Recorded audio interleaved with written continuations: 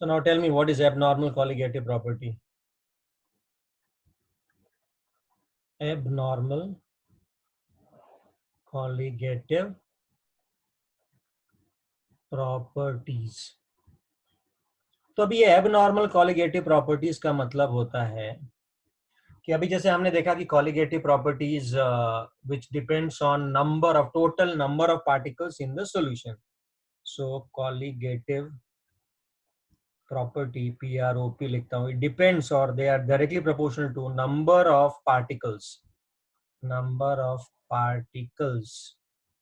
In the solution. ठीक है. अब किसी भी तरीके से if I can change these number of particles, then these colligative properties will change. समझ में आ रहा है क्या? जो हम colligative property expect करेंगे वो हमें प्रॉपर्टी नहीं मिलेगा. So we are going to get some abnormality in the colligative property, and this is what is called as abnormal colligative property. तो ये नंबर ऑफ पार्टिकल्स हम कैसे चेंज कर सकते हैं? So the number of part हम नहीं change करेंगे, एक्चुअली होता है. So दो मेन तरीके होते हैं. एक तो होता है एसोसिएशन ऑफ मॉलिक्यूल्स और दूसरा होता है dissociation of molecules. Dissociation of molecules. Association of molecules का भी हमने डिसोसिएशन का भी हमने एग्जांपल देखा. भाई हमने तो लिया 1 mole of NaCl, but solution में हमको कितने मोल्स मिले? बताइए भाई, सॉल्यूशन में हमें कितने मोल्स मिले? Yes anyone? सॉल्यूशन में हमको 2 मोल मिले. 2 मोल कैसे मिले? तो सॉल्यूशन में हमको 1 मोल ऑफ Na+ मिला और दूसरा हमको 1 मोल Cl- का मिला. ठीक है ना. एसोसिएशन में क्या होता है कि जैसे मान लो, छोटा सा एग्जांपल लेता हूँ, यूजुअली कार्बोक्सिलिक एसिड. ठीक है ना.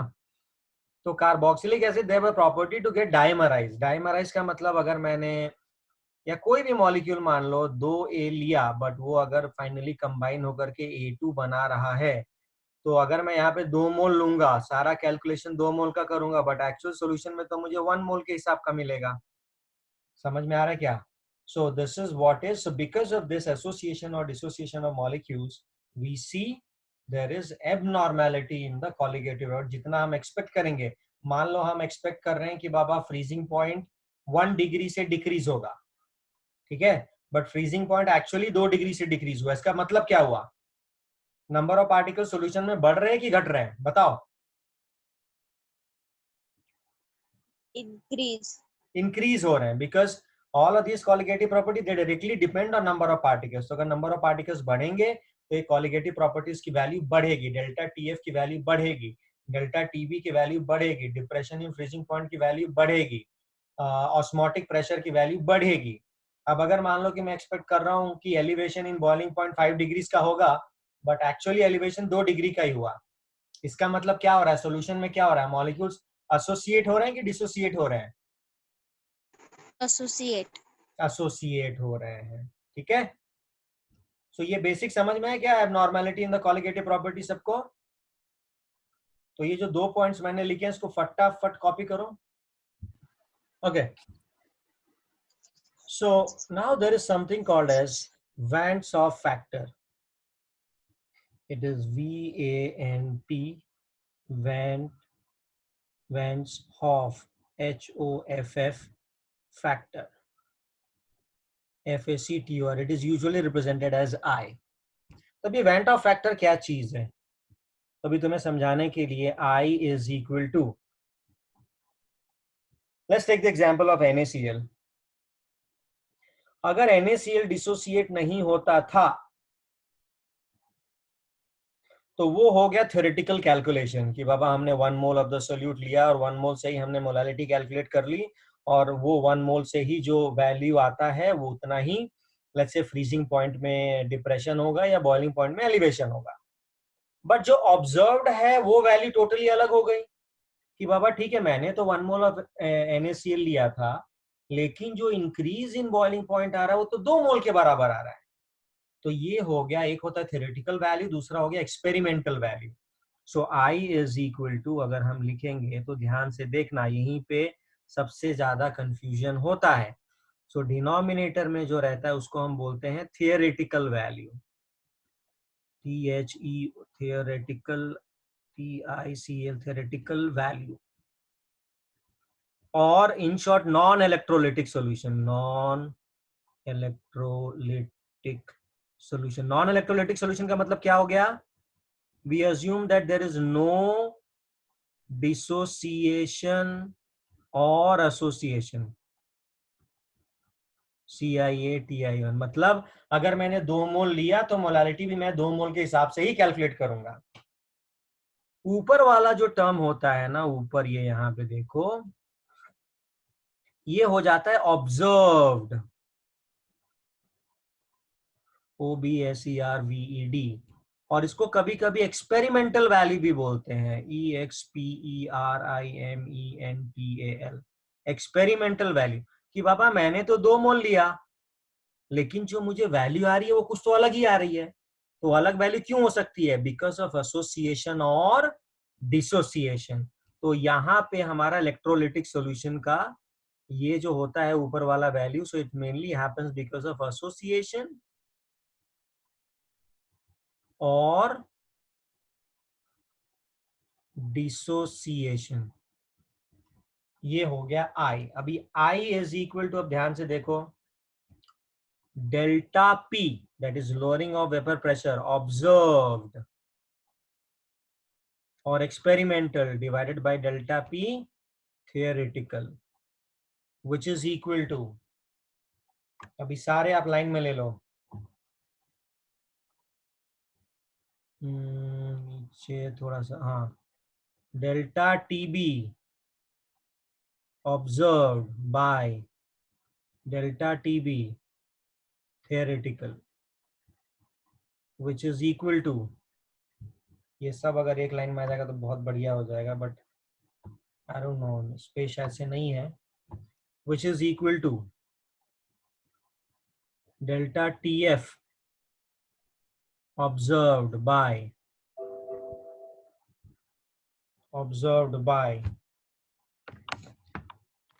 डेल्टा T, बताओ क्या रहेगा आगे? theoretical, yes, very good, delta TF theoretical, which is equal to pi osmotic pressure observed by pi theoretical। theoretical क्या चीज है? जहां पे कि कोई भी एसोसिएशन या डिसोसिएशन नहीं हो रहा। तो इन शॉर्ट आई को ऐसे डिफाइन करते हैं, delta P observed OBS, delta P theory THEOR, which is equals to delta TB observed by delta TB theoretical, which is equals to delta TF observed by delta TF theoretical, which is equal to pi observed by pi theoretical। ठीक है? And this is also equal to number of actual particles PARTI particles divided by number of theoretical particles। अभी theoretical particle का मतलब क्या हुआ कि बाबा मैंने 1 मोल NaCl लिया, बट एक्चुअली सॉल्यूशन में तो 2 पार्टिकल्स हो गए ना, एक Na प्लस हो गया और दूसरा Cl माइनस हो गया। तो ये ऊपर वाले जो कैलकुलेशन है सारा, जितने number of actual particle solution में उनके हिसाब से होगा, और ये नीचे वाला थ्योरेटिकल जो भी हमने कैलकुलेट किया हुआ है विदाउट डिसोसिएशन और एसोसिएशन, ये उनके हिसाब से होगा। So please write it down in your notebook. वेंसॉ फैक्टर का डेफिनेशन, ये जो I है that we are talking about, तो I को ऐसे सोचना कि I is equal to the total number of particles in the solution after association or dissociation, divided by denominator में टोटल नंबर ऑफ फॉर्मूला जो हमने लिया हुआ, जैसे NaCl लिया हुआ है विदाउट एसोसिएशन विदाउट डिसोसिएशन, वो जो नंबर ऑफ मोल्स है वो डिनोमिनेटर में आएगा, और न्यूमरेटर में क्या आने वाला है, जो NaCl हमने लिया है आफ्टर डिसोसिएशन और एसोसिएशन, जो भी number of particles can increase और डिक्रीज। अच्छा एक बात बताओ, what will happen if the number of particles in the solution remain same before the solution or after the solution? What will be the value of I? Tell me. 1. 1. Very good yaar, very good, very good. So I is equal to 1. I 1 कब होगा? When number of particles in the solution, number of particles is same before and after the solute is mixed. So number of particles same. I greater than 1 कब होगा बताओ? I 1 से ज्यादा कब होगा?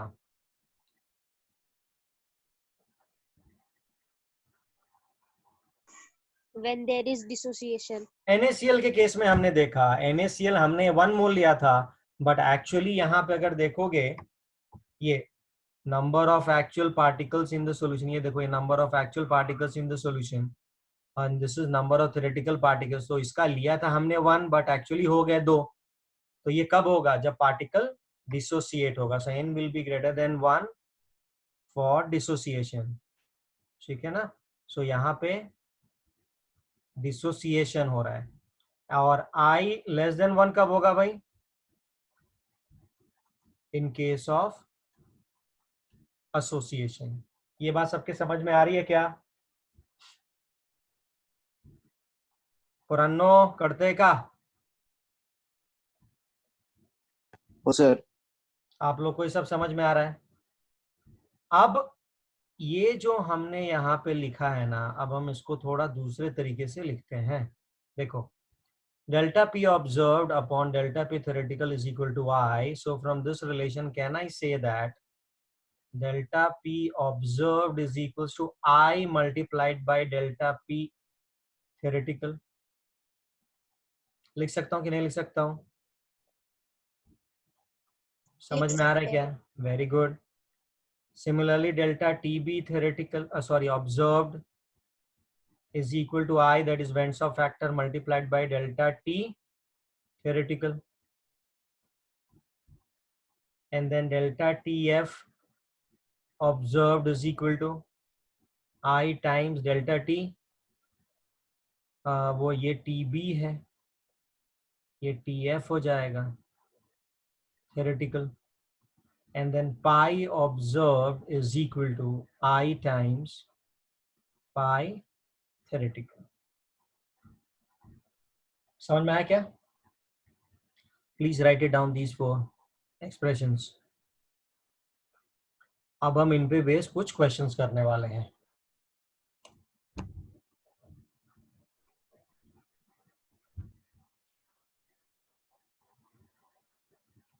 Can you all see problem number 2.10? Yes, sir. Yes, sir. Good.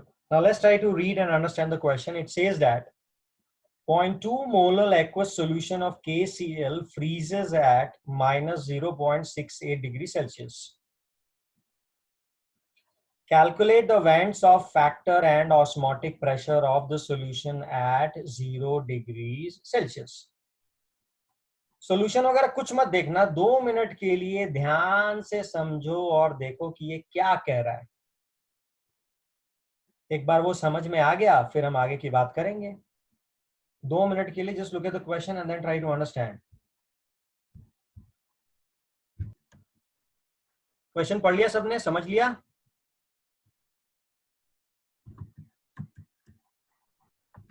Okay, now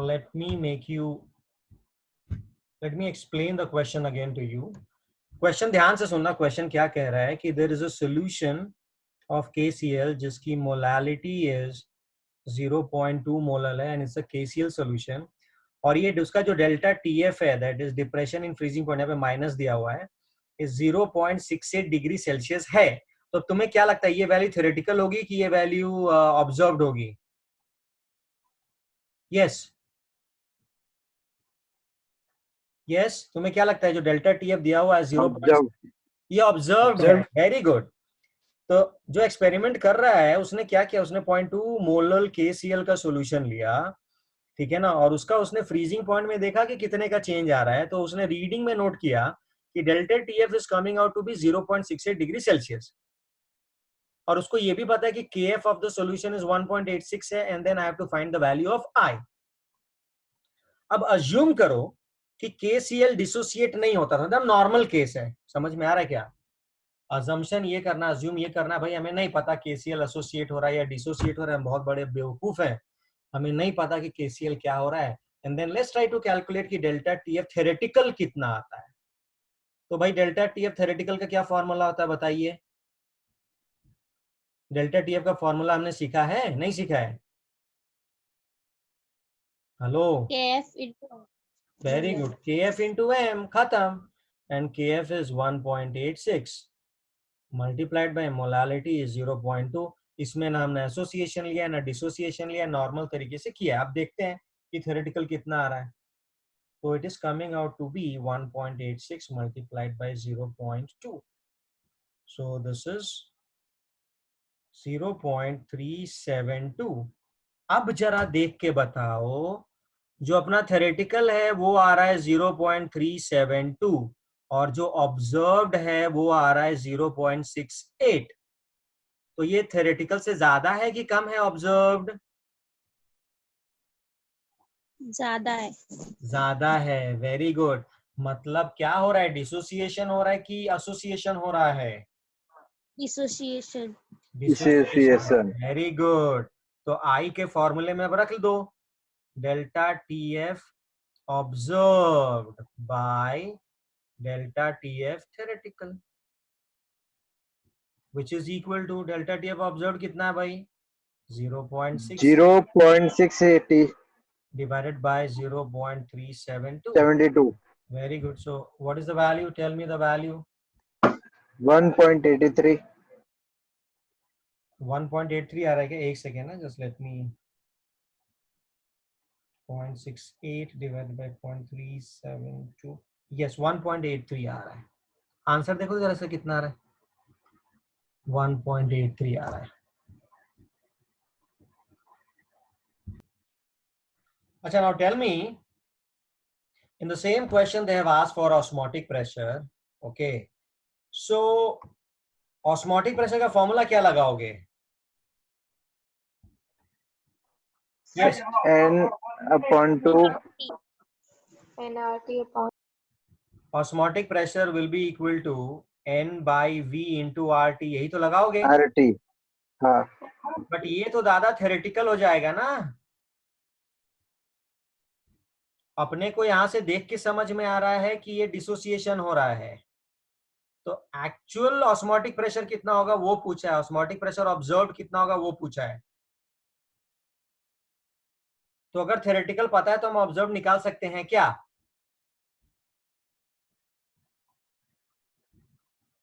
हाँ। कैसे? I By is using equal this to formula, theoretical. osmotic pressure observed is equals to I into theoretical। समझ में आ रहा है क्या? So osmotic हाँ pressure sir. observed is equals to I into pi theoretical, THEORY। और theory तो एकदम आसान है, जो दिया हुआ है N by VRT कर दो, खत्म। तो I की वैल्यू कितनी है? 1.83। नंबर ऑफ मोल्स कितना है भाई? N by V। तो 0.2 मोलल दिया हुआ है, कितना दिया हुआ है? 0.2 मोलल। सो अप्रोक्सीमेटली 0.2 ले लो, यहाँ पे कुछ फर्क नहीं पड़ता। इनटू आर कितना है? देखो यहाँ पे मैंने अज्यूम किया है कि 0.8205. एक सेकेंड ना, यहाँ पे मैंने अज्यूम किया है कि molality is same as molarity. क्या अज्यूम किया है मैंने? Molality is same as molarity, क्योंकि यहाँ पे एन बाई वी है ना। ये देखो ये क्या है, ये n by V. N by V क्या होता है? मोलारिटी। अपने को मोलारिटी नहीं दिया हुआ, अपने को क्या दिया हुआ सोल्यूशन में? मोलालिटी, लेकिन देखो बहुत डाइल्यूट सॉल्यूशन है। कैसा सॉल्यूशन है ये? डाइल्यूट सॉल्यूशन है। तो डाइल्यूट सॉल्यूशन का molarity is approximately same as molality. So 0.2 into, अब आर की क्या वैल्यू लेंगे बताओ? 0.08205. 0.082 लेंगे, बिकॉज ये जो प्रेशर है वो हमको एटीएम में चाहिए और वॉल्यूम हमने लीटर में लिया हुआ है, ठीक है। And then R into T. Temperature कितना लेंगे भाई? टेम्परेचर कितना लेंगे बताइए? टेम्परेचर दिया हुआ है क्या? 0 डिग्री सेल्सियस उन्होंने टेम्परेचर दिया हुआ है। तो 0 डिग्री सेल्सियस का मतलब कितना हो गया? ये सब समझ में आ रहा है ना तुम लोगों को? हाँ सर. तो 0 डिग्री सेल्सियस का मतलब कितना हो गया टेम्परेचर? 273। 273. 273. हाँ, तो टोटल बता दो कितना हो रहा है? 4.48 atom. 1.3 into 0.2 into 0.082 into 273, 8.19 ना?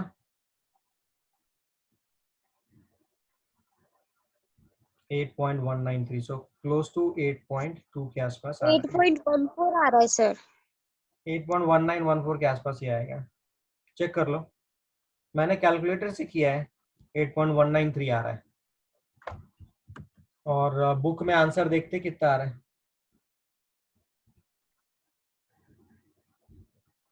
बुक में भी 8.2 ही आ रहा है।